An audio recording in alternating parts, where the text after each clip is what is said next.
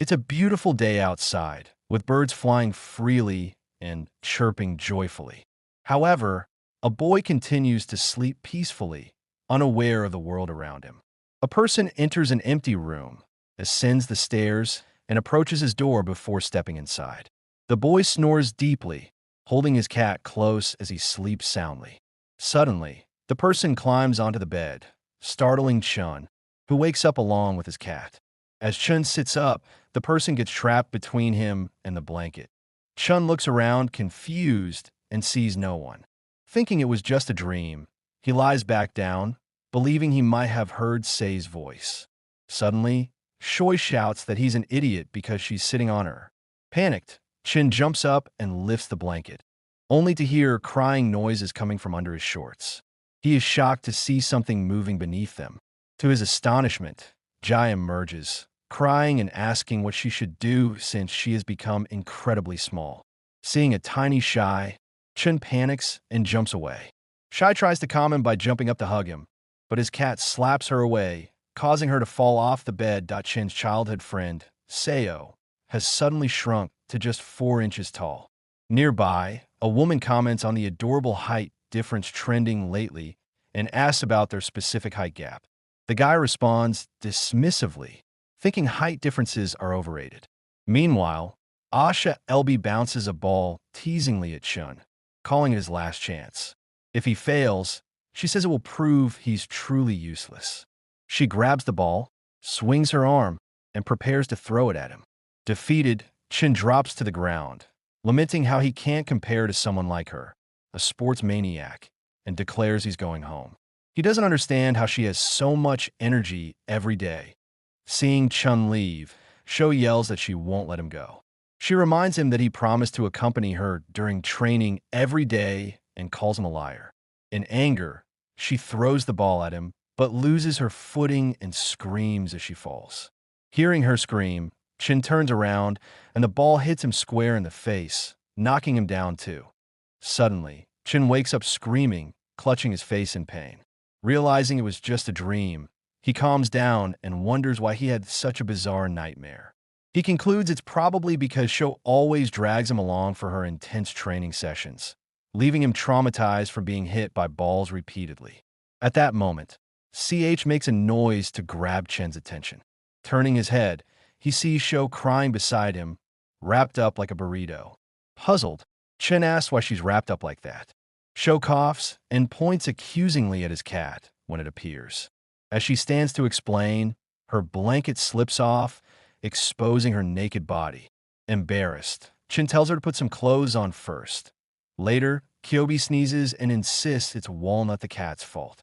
Furious, she demands Chun spill the beam, but Walnut, being a cat, simply wags its tail and meows innocently.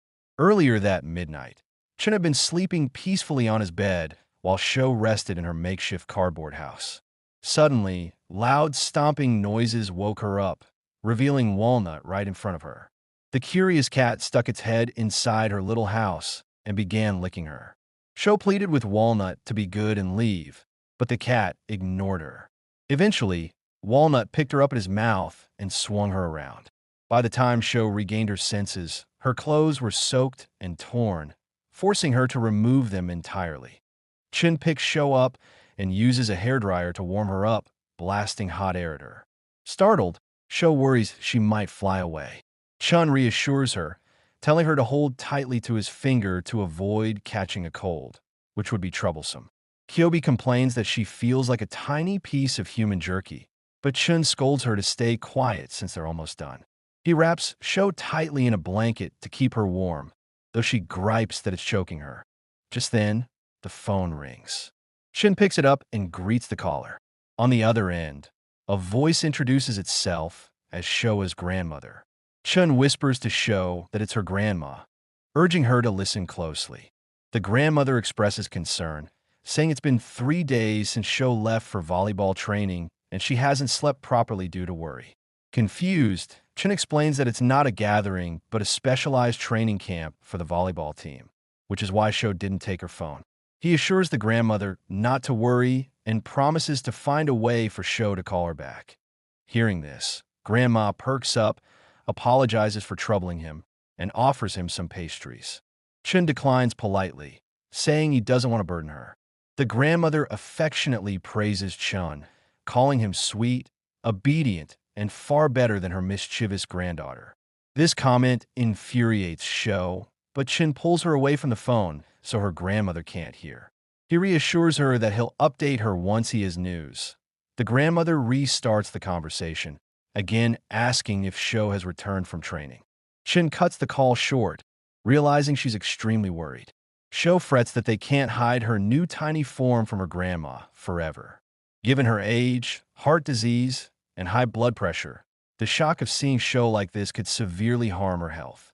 Moreover, with her poor eyesight, she might mistake Shou for a Barbie doll. Inspired, Chen devises a plan, sporting an evil grin that unsettles Shou at a candy doll house. Little girls excitedly admire cute dolls. Among them, Chun stands out as the only adult gawking at the dolls, making Ka jealous. A worker offers assistance, and Chen points to a few dolls, expressing interest. The worker guides him through the store, wondering aloud if middle school boys these days have unusual hobbies. Suddenly, Shou jumps out of Chen's pocket, marveling at the dolls.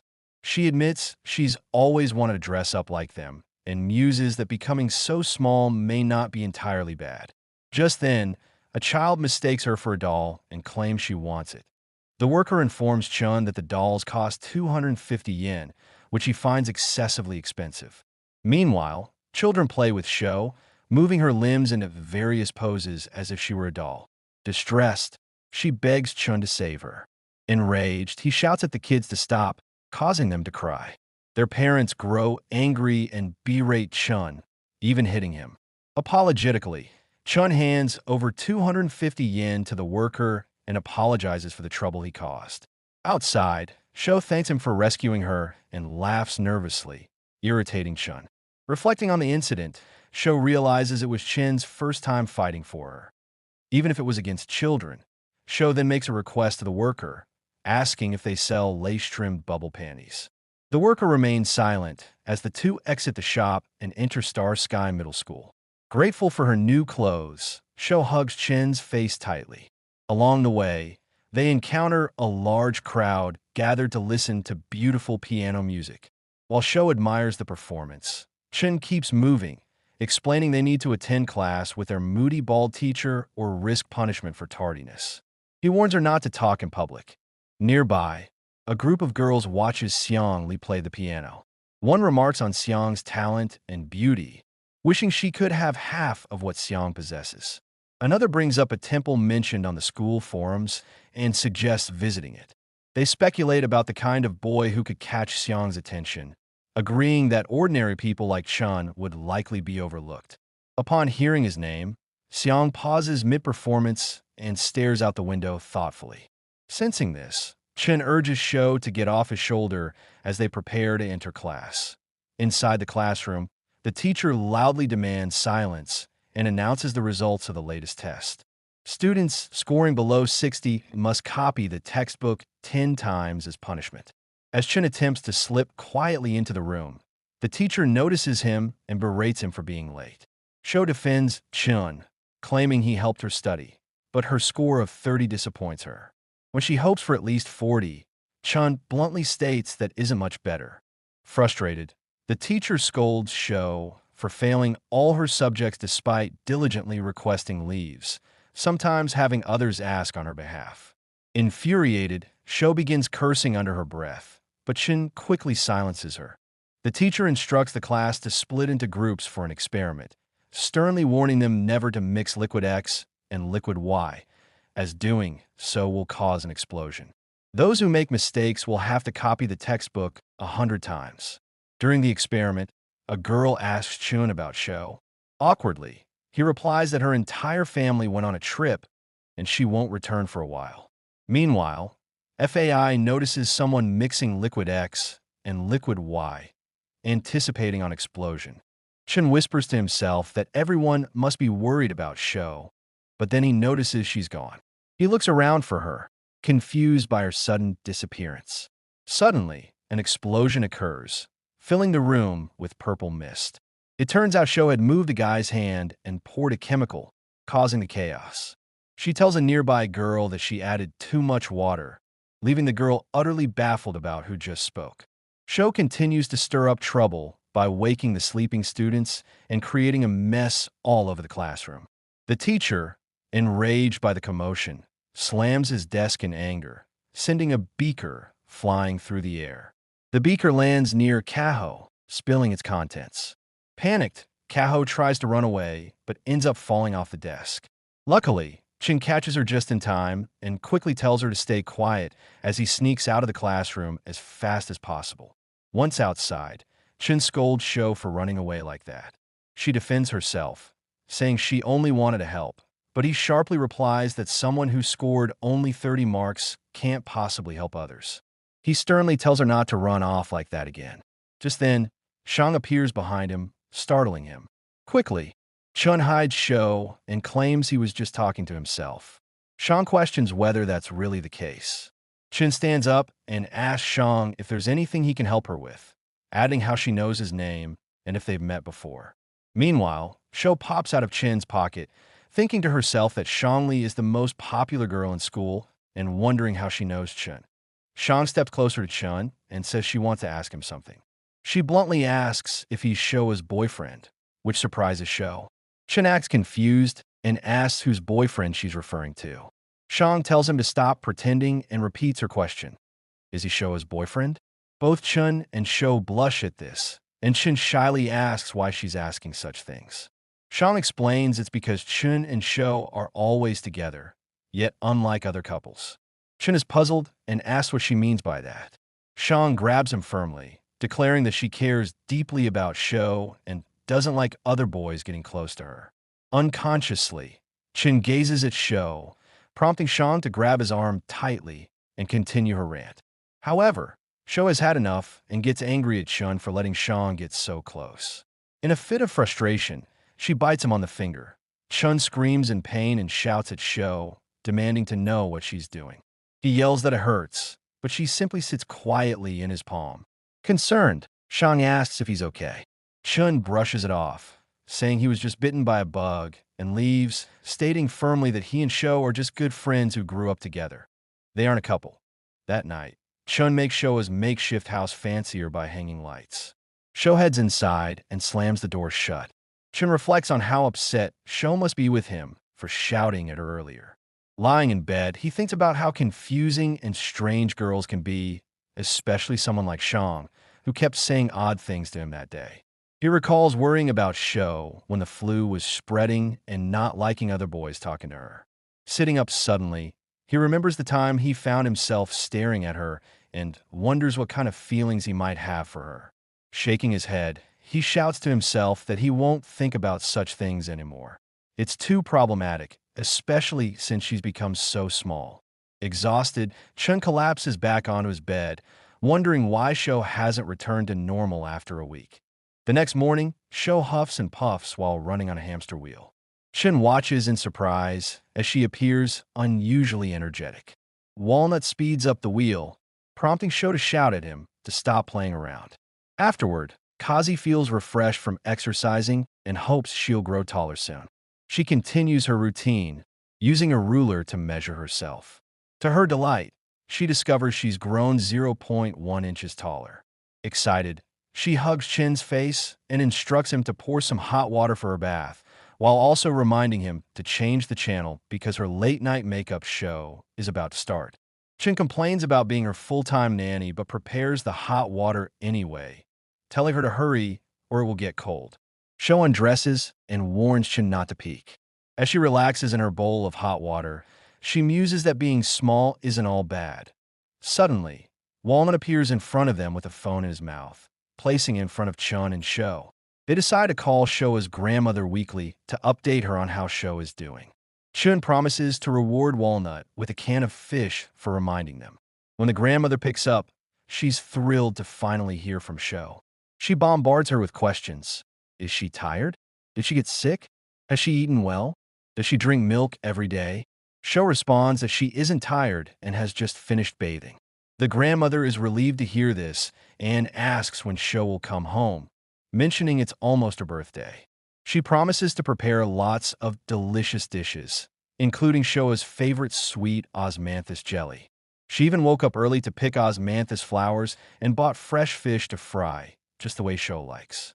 Before hanging up, the grandmother mentions there's only a month left until Shoa's birthday and assures her she'll make plenty of tasty food.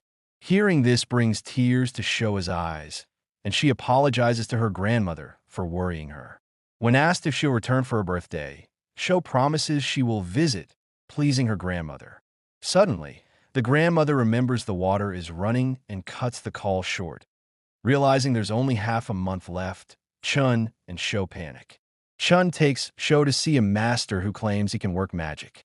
The master lights ceremonial sticks and begins chanting Amitabha to drive away evil spirits.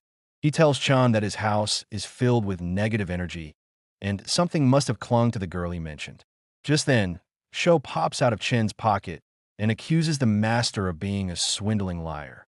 She warns Chun not to be misled, but he pushes her back into his pocket, insisting they have to try everything they can. The master asks Chun who he's talking to and where the girl is.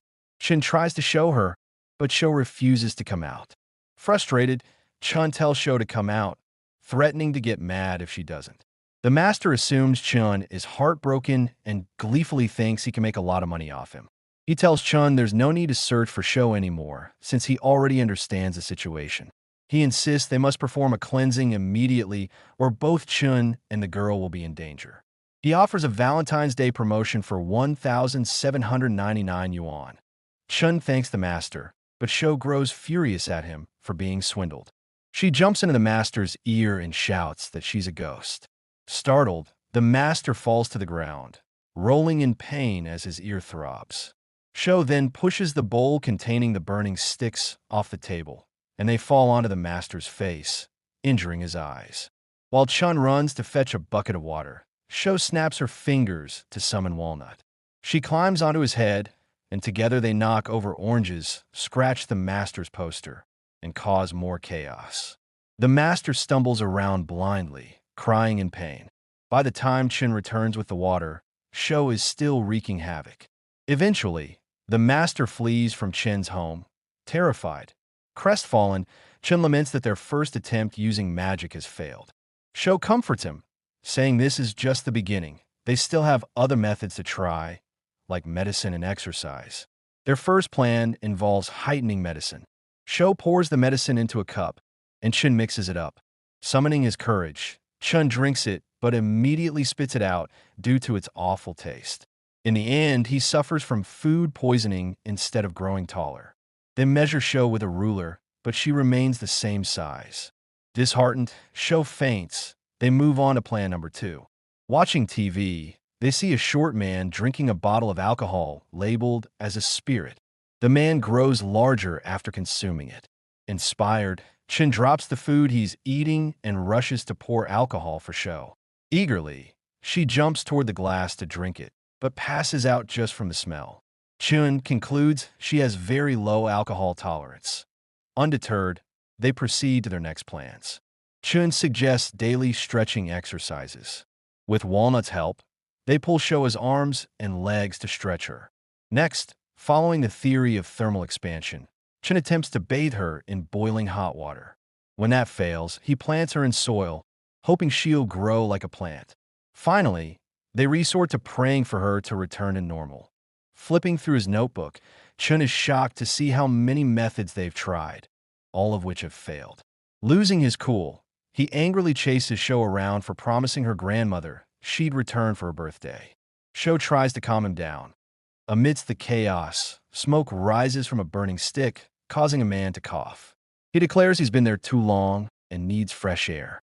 At the school entrance, Shadow apologizes to Chun, vowing not to act impulsively again. She scolds him for ignoring her while munching on a lemon seed and demands he look at her. Shannon asks Chun if this is how people apologize, to which Shadow replies that she's hungry and needs breakfast. Chun shouts that Shoa's grandmother is eagerly waiting to celebrate her birthday with her, and they only have half a month left. They've tried so many different methods to return Shoa to her normal size, but nothing has worked. Overwhelmed, Sho cries and tells Chun to think of a solution. He agrees and quickly pushes her back into his pocket as there are people nearby. Sho promises to stay quiet and begins munching on lemon seeds to pass the time. Suddenly, a man appears behind Chun and tells him to take better care of whatever he has in his pocket, shocking both Chun and Sho. Chun turns around to see a security guard holding a cup of tea in his hand. Worried that the guard might have seen Tiny Sho, Chun nervously asks what he meant. The guard calmly replies that he's referring to the meal card Chun dropped and points at the card lying on the ground. Relieved, Chun picks it up, apologizing for being careless. The guard grabs Chin's shoulder and advises him to be more careful in the future before walking away, adding that losing whatever is in his pocket would indeed be troublesome. Once the guard is gone, Chin thinks the man is strange and wonders if he's a new security guard since he doesn't remember seeing him before. He checks on Sho, who is choking from shock, and reassures her that everything is fine. Class starts, and the teacher enters the room brimming with energy. He announces that sports day is approaching and declares that their class must secure first place no matter what. He encourages everyone to do their best. Chin slips into the classroom just in time, relieved he wasn't late again. The teacher expresses concern, stating that an important person, Sho, is missing. Without her, the volleyball team cannot compete, so they need to find a substitute quickly. The students begin gossiping among themselves about who might replace Sho and where she could have disappeared to. Chin teasingly remarks to Sho, still hidden in his pocket, that everyone is worried about her whereabouts, but all she's doing is sitting there eating melon seeds. Sho feels conflicted, wondering what to do.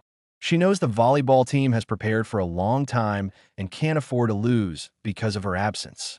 However, the teacher interrupts their thoughts by announcing that he has decided to hold a fair competition to select the substitute player.